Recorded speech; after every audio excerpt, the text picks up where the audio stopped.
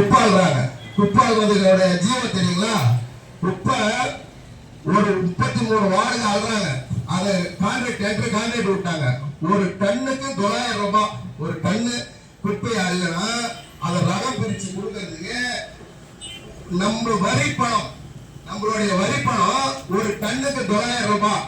அதை டிஸ்போஸ் பண்ணி மக்கும் குப்பை மக்காத குப்பைன்னு பிரிச்சு பேக்கேஜ் பண்ணி அதை டிஸ்போஸ் பண்ணணும். ஆனா என்ன பண்றாங்க, 160 பேர் ஆள் இருக்கணும், வெறும் 50-40 பேர் தான் வேலை செஞ்சு 100 சம்பளத்தை திரடுற, குசுமன் அடிக்கிறதுல திரடுற.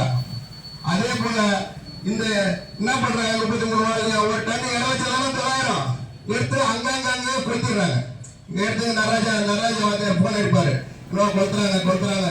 யாரும் அவங்க தலைமை, ஒரு தலைமை எப்படி இருக்குன்னா சிங்க பேர் இருக்கணும், ஒரு சேர்மன் எப்படி இருக்கணும், ஒரு கட்டுக்கோப்பா இருக்கணும். நம்ம கீழே ஒரு ஆளுமை இல்லாத ஒரு நகரமன்ற தலைவரை வச்சுக்கின்னு இந்த நகரம் படாத பாடுபடுது. ஒரு சாலம் அன்னைக்கு அந்த காலத்துல எல்லாம் பாருங்க, பஞ்சவாடம் இருக்கும்போது பாருங்க ரோடு எவ்வளவு தரமா போட்டாரு. ரோடு தயாரித்த பக்கம் பாருங்க, ரோடு போட்டிங்கே போறாங்க, திருப்பி ஜல்லி மண்ணு தண்டனை எடுத்துக்கலாம் மறுநாள் காலையில. அந்த மாதிரி அவளா. அதே போல சாலை வளர்றது பாருங்க, ஒரு வார்டுக்கு நாங்க நகரமன்றத்துல 1000 குரல் போடுறோம். ஒரு வார்டு பேக்கேஜ் போடுங்க, இந்த 33 வார்டு இருக்கு. ஒரு வார்டுக்கு ஒரு சாலை வளர்ற போடுங்க, இல்ல வாரத்துக்கு ஒரு 3 தடவை வர மாதிரி போடுங்க. அதுவும் பண்றது இல்ல. ஏன்னா கமிஷன் இங்க இருக்கிற ஆள் எக்ஸ்ட்ரா ஆள் போட்டதில்ல, இருக்கிற ஆள் டெம்பரரி ஸ்டாப் வர்றதில்ல. பர்மனன்ட் ஸ்டாப் வச்சு இவங்க சரி பண்ணிக்கிறாங்க.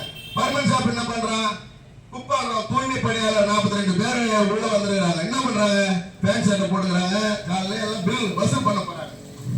இதுதான் நடக்குது நகராட்சி. நகராட்சியில எந்த ஒரு விஷயமும் ஒழுங்கான நேரத்துக்கு ஒழுங்கான இடத்துல பண்றது இல்ல. ஆத்துல கெடில ஆறு பாருங்க, ஒரு ஏதோ வந்து குப்பையை கொட்டி அது கெடில ஆறு மாரி இருக்கு. பாலும் தேவை ஓடும் நம்ம கெடில ஆறுல. இன்னைக்கு போய் பாருங்க, குப்பையும் குழு ஆறை விட கேவலமா இருக்கு. அது உடனே ஏதோ சொல்லக்கூடாது, அவர் அசோக் அம்மன் அவர்கள் வந்து அதுக்கு ஒரு போராட்டம் அறிவிச்ச உடனே திருட்டு போய் மாரி நைட் ஆகுற. ஏன்டா அது ஸ்டாலின் கொடுத்தாரு இல்ல அவங்க அப்பா கொடுக்க மாட்டோமா?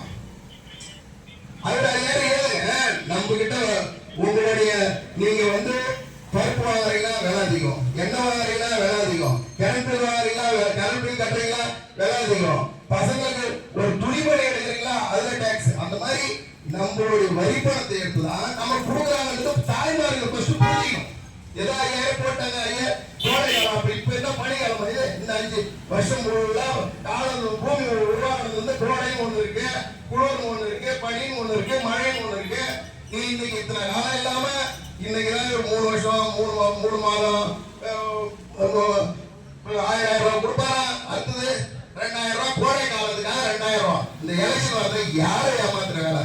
மக்களே ஒன்னே புரிஞ்சுங்க, நீங்க தப்பி தவறி திமுக ஓட்டு போட்டீங்க, உங்களுடைய கதை முடிஞ்சு போச்சு.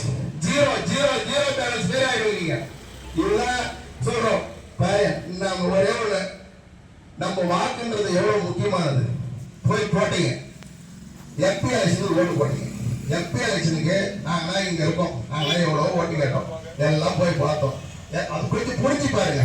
ஓட்டீங்க, ஓட்டு எந்த கூட்டணி பிஜேபி இருக்கட்டும், யாருக்கு எது இருந்தா உங்களுக்கு தான் கிடையாது.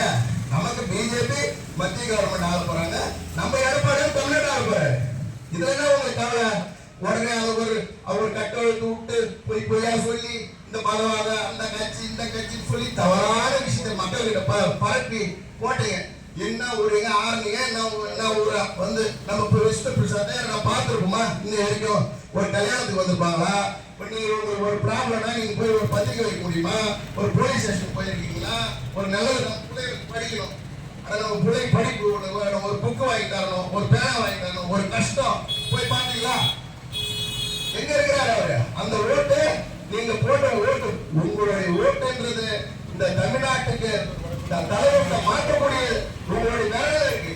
ஆனா அதெல்லாம் புரிய மாட்டீங்க. நீங்க உங்க இஷ்டத்துக்கு ஏதோ கூட்டணி இருக்கு அது இருக்குன்னு சொல்லிட்டு போடுறீங்க.